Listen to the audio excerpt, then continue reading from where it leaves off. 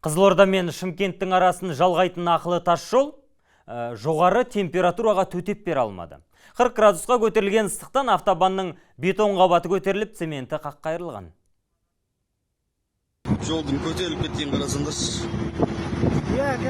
Бетон трасса, қызыл көпір. Қазавтожол өкілдері Шымкенттік мердігер компания жолды қалыпқа келтірді дейді, алайда бұл трасса әуел баста сапасы салынған ба? Күн ысыған сайын осылай көтеріліп кете бере ме деген сұрағымызға жауап беруден бас тартты. Елімізде сапасы сын көтермейтін жолдар жетерлік.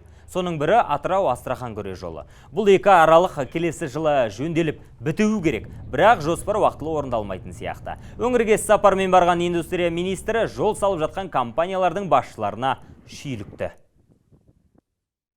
Все надо ужесточать, мне кажется, елки-палки. Сажать чертову матери уже надо.